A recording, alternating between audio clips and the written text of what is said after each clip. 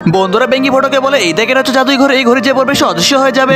স্কুলের সময় বেঙ্গির কথা চুপি চুপি দরজার পাশে থেকে শুনে নেয়। বেঙ্গি আরো বলে যে ঘরে আমাকে ম্যাডাম দিয়েছে আর ম্যাডাম কাউকে বলতে নিষেধ করে দিয়েছে। বেঙ্গির কথা শুনে ফটো অবাক হয়ে গিয়ে বলে আরে বলিস কি তুই। পরে কথাগুলো শুনে চুপি চুপি ক্লাসের মধ্যে চলে আসে। তারপরে বেঙ্গি তার জাদুই ঘরে টেবিলের উপরে রেখে দিয়ে বই বের করতে থাকে। তারপরে তার ব্যাগপত্র নিয়ে টেবিলে বসার সময় সে জাদুই ঘড়িটি আস্তে আস্তে নিয়ে নেয় যেন কেউ বুঝতে না পারে। জাদুই ঘড়ি নিয়ে পরে এমন ভাব করে যেন সে কিছুই জানে না। তারপরে অপর দিকে ঘুরে জাদুই ঘড়িটি আস্তে আস্তে পড়ে নেয়। তখন বেঙ্গি ফটো কেটে গিয়ে বলে আরে পয়রা কোথায় গেল, ওকে দেখতে পাচ্ছি না কেন। বেঙ্গির কথা শুনে ফটো অনেক খুশি হয়ে যায় আর বলে যে আমাকে কেউ দেখতে পাচ্ছে না। এই বলে বান্দরের মতো করে নাচানাচি শুরু করে দেয়। এদিকে বেঙ্গি ফটো পয়রাকে না দেখতে পেয়ে অনেক খোঁজাখুঁজি করে। পয়রা তো এক পর্যায়ে টেবিলের উপরে উঠে নাচানাচি শুরু করে দেয় এবং বান্দরের মতো করতে থাকে। বেঙ্গি ফটো পয়রাকে খুঁজে নাটক করছে কারণ পয়রা জানে না তাকে ফাঁসানোর জন্য তারা দুজন মিলেই ফাঁস পেতেছে। পয়রা তো খালি গায়ে নাচানাচি শুরু করে দেয়। একটু পরে ম্যাডাম ক্লাসে এসে তাকে দেখে দৌড়ে পালিয়ে সেখান থেকে চলে যায়। তারপরে ম্যাডাম হেড স্যারকে ডেকে নিয়ে এসে পয়রাকে দেখিয়ে দেয়। হেড স্যার এসে বলে পয়রা তুই খালি গায়ে নাচানাচি করছিস কেন, তোর কি লজ্জা শরম বলতে কিছু নেই। তখন পয়রা বলে কেন স্যার আপনি কি আমাকে দেখতে পাচ্ছেন নাকি। বন্ধুরা তারপর কি হলো সেটি দেখার আগে তুমি সামান্য কিছু টাকা থেকে যদি তোমার ফ্যামিলিকে বেশি ভালোবেসে থাকো তাহলে ভিডিওতে একটি লাইক করে চ্যানেলটিকে সাবস্ক্রাইব করে দাও। কমেন্টে বলে যাও তোমার ফ্যামিলি মেম্বার কয়জন। বন্ধুরা তারপর হেড স্যার বলে হ্যাঁ দেখতেই তো পাচ্ছি তোর কালো আলকাতরার মতো কুচকুচে বডি। হেড স্যারের কথা শুনে পরে লজ্জায় পালিয়ে চলে যায়। তখন বেঙ্গি ফটো তাকে দেখে অনেক হাসাহাসি করে এবং তাকে দেখে অনেক মজা নেয়।